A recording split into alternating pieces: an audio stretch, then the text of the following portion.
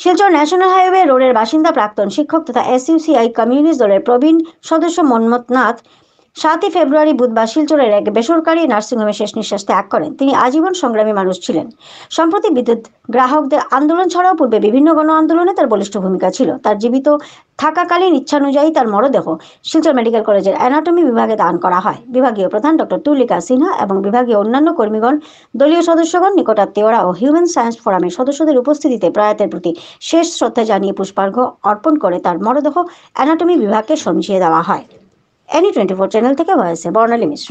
আমরা আজকে বুঝতে পারলাম, যদি কেউ দেহদানের ইচ্ছা প্রকাশ করে অঙ্গীকার না করেও যদি তার মৃত্যু হয়, আজকে যারা যারা এটাকে সফল করেছেন, এটা একটা সাংঘাতিক কাজ করেছেন এবং আমরা আশা করব ভবিষ্যতে এরকম কোনো ব্যাপারে এরকম যদি হয়, তাহলে আমরা যারা যারা এটাকে বাস্তবায়িত করেছি আমরা সবাইকে আবার এই কাজে পাবো, এরকম বিষয়ে পাবো এবং আমরা বাস্তবায়িত করব, এই আশা আমরা আজকে পেলাম। এই আশায় বুক বেঁধে কিন্তু আমরা আজকে যাচ্ছি।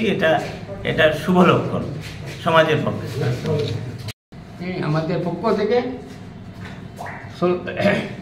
আমরা অশেষ কৃতজ্ঞতা প্রকাশ করছি। দ্বিতীয় কথা হলো, উনার সম্বন্ধে আমরা সংস্থা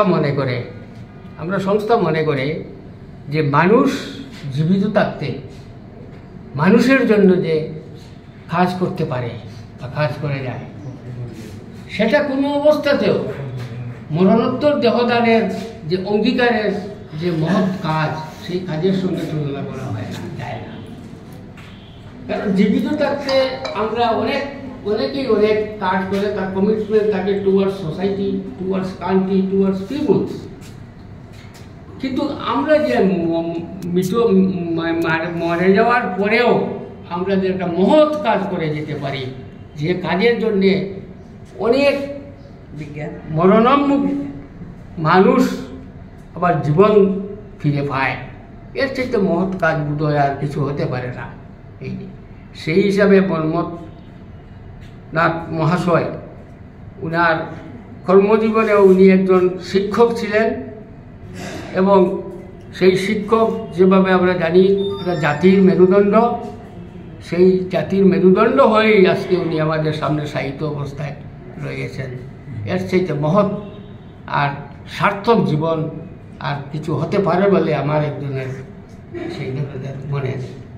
তাই আমরা উনার স্মৃতির প্রতি শ্রদ্ধা জানিয়ে আমরা প্রত্যেকেই তার প্রতি সম্মান প্রদর্শন করব।